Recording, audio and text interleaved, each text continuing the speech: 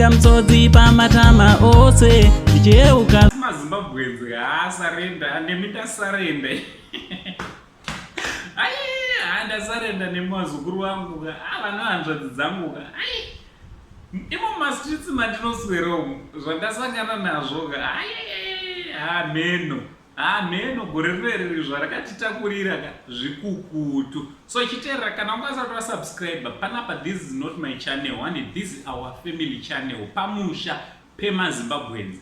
So kana uri muzimbabweni pano pari pamusha pako ibva wakanda subscribe handiti also voisa notification bell kuitira kuti pega pega patina uploada video you will be notified. Unge uri unozifambirana nenguva uchiziva kuti kumba kwedu chii chiri kuitika. Andi ndinokutendai nebasa rese ramuri kubata nekusapota kwamunoramba muchiita pamusha penyu. Ndokumbura vazukuru musakanganwa kuisa malike handiti isaiwo malike yenyu nekunyora macomments tinge tichitaurirana muchitiudza zvamunofunga. So mastetse social media imo mandinoswera ndichitenderera ndichiona kuti zvinhu zviri kufamba sei. Basa rangu ndinorifarira dhuma nechimwe chiposta vanhu avamira kukombewa ukomana ende vanhu vanenge vachiona vanhu ava vabva vataura zvikanzi aiwaka wedu twabam Java ari kugadzirisa mabillboards kuZimbabwe. Well, zvakanaka zvikanzi wedu Ginimbi ichikomana chekuita all white party mazuva akapera. Ikoko all white party handina ukoko kana ndakatongozonzwa kuti hanzi kune imwe mhandara inenge yakatopinda machena. Ndingoimira, it's a story for another time and for another day. So Ginimbi hanzi ari kutenga mota. Ndo zvikuitwa na Ginimbi zvikanzi week now uchivhayo ari kutenga booth.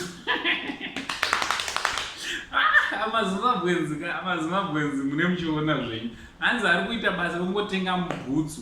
Zvinova zvinhu zvisina kuipa vazukuru because munhu anoshandisa mari zvaanoda nemari yake vazukuru. Hapana munhu anorambidzwa kushandisa zvaanoda nemari yake. Handiti vakazoti hanzi Econ kuSenegal vari kuvaka city, is building a city.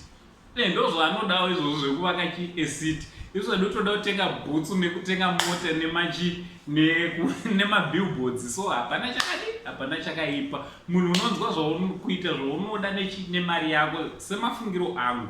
Anditi iwo ukaona kuti zvaunoda kuvakawo city ita mari udi kutangawo kuvaka city muZimbabwe and then unenge waitawo zvaunoda nemari yako. Zviri zvinhu zvakadi futi zvakanaka. So what do you think vazukuru nepost inoyi yandakuigirai mashoko ari kutaurwawo nevamwe mastreets esocial media naAnko Said the only Zimbabwean Anko. Ukatonzwa umwe munhu anozviti anko firinyi kakubirira nekuti ndini ndega ndichibva tati much love